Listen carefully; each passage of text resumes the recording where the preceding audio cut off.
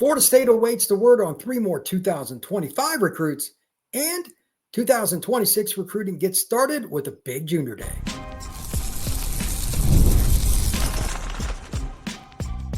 You are Locked On Seminoles, your daily podcast on the Florida State Seminoles. Part of the Locked On Podcast Network, your team every day. Welcome back to Locked On Seminoles. I am your host, Brian Smith, longtime recruiting analyst and college football writer. Thank you for making Locked On Seminoles your first listen each and every day. Today's show is brought to you by Game Time. Download the Game Time app, create an account, and use code LOCKEDONCollege for your first purchase. Today's show is going to be about 3 things. Number 1, at the end, we're going to talk about how recruiting is shifting because of the coaching carousel. It's really getting started. Some movement in the ACC with Clemson making a move. Syracuse might lose a coach. There's some stuff going on there. Got a lot of kids in the class of 2026 to discuss because they're coming to Tallahassee this next weekend. But first, we start with 2025 recruiting news, and that begins with Zahir Matthys, defensive lineman out of Imhotep High School in Philadelphia. He's an edge rusher, 6'5 plus, 225, 230 pounds, really athletic kid that just played in the Under Armour All-American game. Florida State, UCLA, Michigan. Don't count out Penn State. You never know. That could always reemerge. But he was also a former Ohio State commitment. Really talented player, long levers, pass rusher. I'm curious to see where he ends up. And based on the intel coming out of the visit in Tallahassee from this past weekend, sounds like Matthys had a really good visit. Enjoyed the energy from Norvell and everybody on staff. Tony White wasn't there, but most of the other staff was. There's a lot of stuff going on right now with recruiting and all these different visits. But Matthys is a guy that, quite frankly, Florida State could use. He fits the same role as James Williams. He'd be the stand-up pass rusher from an outside linebacker perspective in a traditional 3-man line with the outside backer.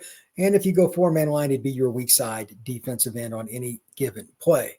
Sounds like Michigan is the odds-on favorite, but then again, based on the intel from this visit, Matthys himself said it was really good, and the body language was good. I just think Florida State's right there. They've moved up the list, if you will.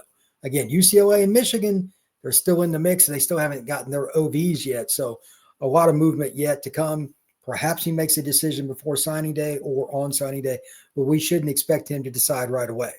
Conversely, Antonio Cromartie Jr., the cornerback / safety / nickel out of Carrollton High School. Yes, that is Antonio Cromartie's son, the longtime San Diego Charger NFL player and Florida State great. He is expected to announce at any time. I think Florida State's going to get him, and so does everybody else. Really underrated player. I think he will end up at nickel at Florida State, but I expect him to be good at special teams and be a guy that plays any role that's needed.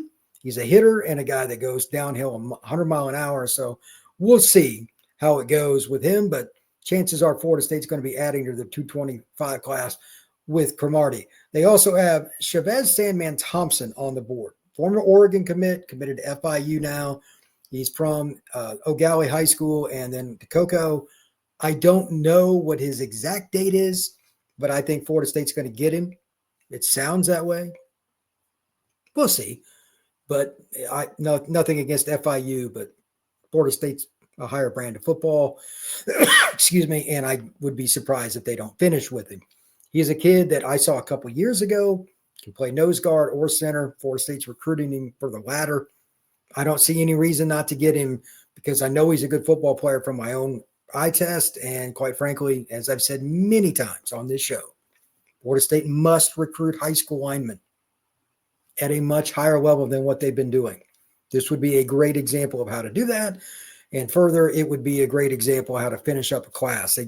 They've got a good O-line class, but it's not the numbers they needed in 2025. So adding Thompson from that perspective would be great as well. Hopefully we find something out later this week, but I don't know an exact timeline for when Thompson's going to announce his decision and sign in February. Switching gears. 2026, Florida State has a big junior day coming up this next weekend. Let me set the bar here. Prior years, I don't think Florida State did a terrible job necessarily with 26 compared to 26 with the way they're starting. But the junior days probably weren't as good as what they needed to be, and they certainly didn't recruit overall the way they should because the visit lists and how they finished was just not good enough. It's just true. It just wasn't good enough. Staff didn't do its job. This is a chance to make amends and start building through the high school ranks and not the transfer portal. Florida State needs to do that across the board. But with the list I'm going to go through, and I'm just going to hit a few guys here, not trying to get into a ton of players, but just try to hit a few. Linemen are key. Just kind of looking at the list overall, the better part of 10 guys coming in are offensive linemen. There's more than 5 guys that are defensive linemen, a lot of really highly ranked guys. This is important for Florida State, especially in the trenches, and I think it's a great sign that they put in their due diligence, and they're also hitting on some key areas too. And let's start with that. Going over for the first 2 prospects from the greater Pensacola area, Catholic High School first, Trenton Henderson, arguably the best pass rusher in the class of 26 from the state of Florida, goes to Catholic. That's a prominent program up there.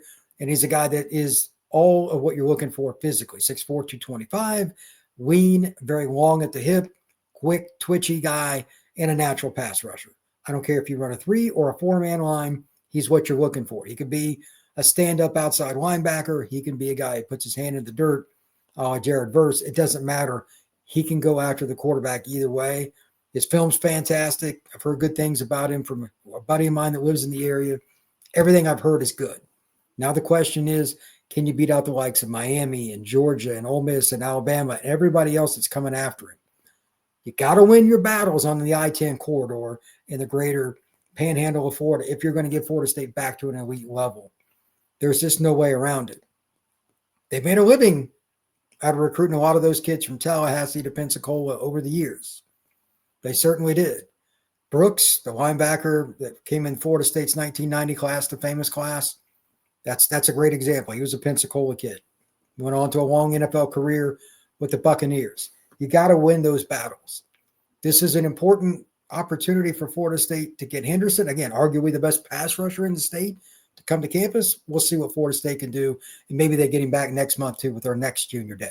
Also, Caden Hall, Milton High School, same high school, ironically, as Emory Williams, the backup quarterback at the University of Miami, just outside of Pensacola. One of the top safeties in the country. Got to get him on campus as many times as possible. 6'3", 175 pounds, really athletic player. That's the kind of guy that you need if you're going to win battles. Again, the Florida schools are all going after him. Same kind of list as Trenton Henderson. You need to get this kid on campus as many times as possible. Switching gears slightly, but still all these kids are 26. Another DB, though. This one, and if you're on YouTube, the thumbnail that I use for this is a picture of him. Smoke Matthews. He's from William Amos High School in North Carolina. I saw him this last season in the 7-on circuit. Really good football player, over 190 pounds and can legitimately play corner. Smoke Matthews is a very intelligent kid. He understands processing after the snap, can break on the ball, long arms, all of that. Great kid off the field, good student, and quite frankly has offers from about everybody. For FSU to get him on campus this early, all the way from North Carolina, is a good sign. They were recruiting him last summer. He'd mentioned Florida State to me, but for him to physically come down from North Carolina is the key ingredient here. It's not easy to get guys to come that far. We'll see what happens, but Smoke's got offers from pretty much everybody. I don't think there's any doubt that he could go to somewhere other school this weekend, but he's going to FSU. So let's see what happens there. When we come back, we're going to continue on with this list and talk more 2026 recruiting for the Florida State Seminoles. This is a message from sponsor Intuit TurboTax. Taxes has always been about dealing with piles of paperwork and frustrating forms. And then becomes the waiting, wandering, and worrying if you're going to get any money back. Now taxes are easily uploaded and the forms are sent to a TurboTax expert who's matched to get your unique tax situation taken care of. An expert who's backed by the latest technology, cross-checks millions of data points for 100% accuracy. While they work on taxes, you get real-time updates on the progress, and you get your money back guaranteed if you don't get the most money back, all while you get on with your day. No stressing, worrying, or waiting. Now, this is how taxes should be done, and it's with Intuit TurboTax. Get it expert now with TurboTax.com. Only available with TurboTax Live Full Service. Real-time updates only in iOS mobile app. See guarantee details at TurboTax.com/guarantees.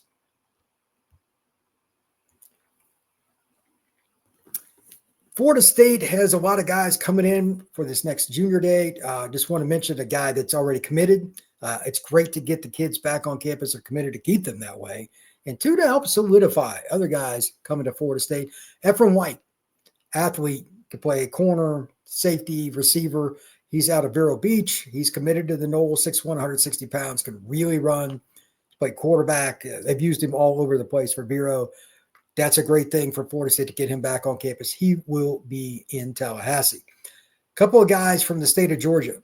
Zahir Matthys from Langston Hughes High School in Fairburn, just outside of Atlanta. This is a really good football player. Could be a defensive end if he wanted, but he prefers being a flex tight end. 6'4", 6'5", 220 pounds, athletic as all get out. When I met him last summer, I was like, holy cow, this kid is exactly what you're looking for in that long outside big receiver or flex tight end. It's really the same thing. Can't teach the length, man. Just ridiculous. Georgia, Florida, anybody you imagine has offered him. Kind of like the deal with Smoke Matthews, getting guys from Atlanta. That's not as easy. It's a little further away, but still manageable. He's coming down for a visit. Let's see if Florida State can sell him on. Hey, look, we got Amari Williams that's played. We got Landon Thomas. We're going to use tight ends in a multitude of ways in Gus's offense. I'm curious to see what the sell is for this young man because, quite frankly, there aren't a lot of guys like Zahir Matthys in the class of 26. He's pretty rare. Next, speaking of Georgia, Zyke Helton, interior offensive lineman, probably going to play center at the next level. Carrollton High School. This is another kid that you just got to love to see them get back into Carrollton. Arno, the DB they just signed out of that high school, also where Cromartie is from, same high school. That's the same program. Pipelines like this never go out of style. Peach State's loaded, but Carrollton's one of the rarest programs there. They got players at just about every position. So with that being stated, numerous offers, numerous opportunities. We'll see how it goes with Helton. But again, Florida State needs to keep keeping it moving with the O-lineman out of the high school ranks. He's a really, really good football player. And as a last kind of overall parting point here, with all these different guys coming in, they got like Xavier Griffin Haynes, and a defensive end, etc. They just have to get them on campus as many times as possible. It's Cottrell Webb, they got Luke Neighbors coming in, Jamarian Carlton, James Johnson, all these defensive linemen, etc. You're not going to win right away with some of these kids, in my opinion, because you were 2-10 last year. That's reality. But that makes it even more important to win the personality battle, the relationship battle, and just showing, obviously, playing time is going to be available. This is where it starts, man. Recruiting is a 365-day grind. Yes, 365. In some way, shape, or form, mail is going out, texts are going out, happy birthdays, the whole 9 yards. But those face-to-face meetings, when the young men, their families, their 7-on-7 coaches, their high school, whoever brings them to campus come, it is a family event, and it's a all hands-on-deck relationship building situation. This is important for Florida State. All these guys, I don't even know. I mean, it's an insane list of how many good players they got coming in here. They need to make sure they find a way to knock it out of the park. I mean, they got a couple other guys. Darius Hughes is coming in, another defensive back committed to the Noles. They need to build these relationships. When we come back, we're going to talk a little bit about another kind of relationship that's going in reverse for one school and possibly going really good for another. A couple of competitors for Florida State are in some bit of a switch as the coaching carousel starts to kick back up. That is next here on Locked On Seminoles.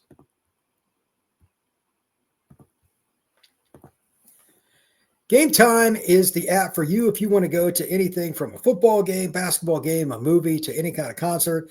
Make sure you download the app. Game Time has a new feature called Game Time Picks that makes everything about getting tickets for events a whole heck of a lot easier. It filters out all the fluff. Once you go into an event, you pick Florida State, Orlando Magic, Atlanta Hawks, whatever it is. Game Time Picks is a little tab up at the top. You just click on it, and it reduces all the numbers on the page to a handful of tickets that are the best options for you. Recently, I was looking at some different prices. You got the Daytona 500 coming up. You got Monster Jam in Orlando, different things like that. Game Time Picks gives you the best prices, even for those kind of events 2, take the guesswork out of buying tickets with Game Time. Download the app, create an account, and use code LOCKEDONCollege for $20 off your first purchase. Terms apply. Again, create an account and use code LOCKEDONCollege for $20 off. Download Game Time today. Last minute tickets, lowest price guaranteed. Florida State took the wrong end of it when it came to all the negative recruiting with their staff turnover in November going into December. Early signing day was tough. Florida State overcame it. They signed 20 players. They were lucky to do so. But they also kind of get an extra bonus here. The coaching carousel is starting to pick back up as the college football playoffs are down to just Ohio State and Notre Dame, starting to see coaches change. Penn State is a great example. Their defense coordinator, Tom Allen, at one point, ironically, he was the head coach at Indiana. He's a former high school coach in the state of Florida. Well, he's going to Clemson. So maybe Clemson found their right guy. I don't know. We'll see. But when a coach leaves one place, somebody else moves it, and it just keeps spinning. Well, the rumors about all these different guys going different places leave me for a few questions for y'all and a couple comments for me as well. Because Elijah Robinson, he's a star that's kind of arisen in the coaching profession. He played at Penn State briefly, got an injury, retired from football as a player, but went into coaching and has made his way. He is now at Syracuse, DC. Penn State might hire him. Again, that's his alma mater. Don't be surprised. But that would take away from an opponent that Florida State plays against. Well, another school at least thinks they got their guy at Clemson. We're going to be seeing all this stuff, and it's just fascinating to me. But Florida State fans should really pay attention to this because, again, Tom Allen's got Florida ties. Elijah Robinson's helped Syracuse recruit quite a bit in the state of Florida. These moves are big. And it's also good coaches, too. I mean, I'm sure Penn State wasn't happy to see Allen leave, but you know what? It is what it is. Sometimes you're just going to lose good coaches when an offer is made. Clemson probably offered Tom Allen, I'm guessing, a lot of money. That's my guess. And I doubt Syracuse is going to match what Penn State's going to want to give him if it's Elijah Robinson, and they're in on some other guys too. A couple other points. Number one, how many other ACC teams are going to start losing coaches as this starts spinning again? Will Florida State be one? It's possible. It's something to think about. There's no guarantee of it. But again, Penn State just lost a coach. Who says they don't get somebody from Florida or Georgia Tech, or maybe it's Virginia Tech? It just never stops spinning. That impacts recruiting. That impacts coaching, your spring practice plans. And then, of course, you have the NFL. The playoffs are just beginning. That coaching carousel, if it grabs anybody from college, it starts it spinning again. When one leaves, somebody else has to come back into it.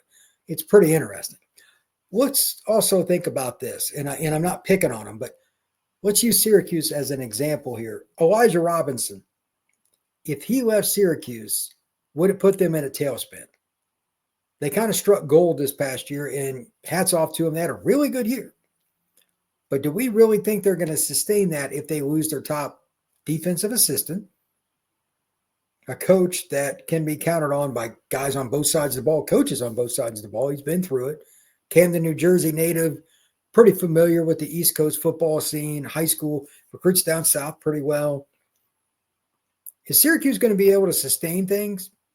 I doubt it. It's kind of like the deal with Georgia Tech. Their offensive coordinator is coveted by a lot of guys, and I don't know how that ends for them long term, but it's not easy to keep your coaches, and that impacts recruiting as well. If you also want to look at it, you could also say Florida State might came out of this the best of anybody, potentially speaking, because they already finished signing day, despite having two coordinators coming in, didn't have a ton of relationships. They got multiple defensive linemen on signing day. All these athletes coming in, despite all the turmoil. Will anybody do as well as the Florida State Seminoles with all the changes they had? It's going to be interesting to see, because I think Florida State way overachieved my expectations. I don't know what yours were. You got Coach White, you got Coach Malzahn, you got Tim Harris Jr., you got Pot Roast, you got a really good DB coach, you got all these different guys coming in that will help galvanize the program. And they still, again, did a good job with the recruiting class, and they're off to a pretty fast start with 26. hats off to Florida State for making that happen. Now we're going to watch and see how these other schools mix and match their staffs. And if somebody does a great job, I'll give them credit, and you should as well, but it's just getting started. It's going to be fun to see how all that wraps up over the next month or so. But again, the NFL carousel will spin, and there's going to be a couple guys pulled up from the college ranks, so it's going to take a little while for this to finish. Thank you once again for making Locked On Seminoles your first listen each and every day. Truly appreciate you stopping in to talk some Noles with me. If you would, hit that like button, that notification bell, and subscribe to the Locked On Podcast Network. I truly appreciate it. Everybody have a good one, and I will talk to you again soon.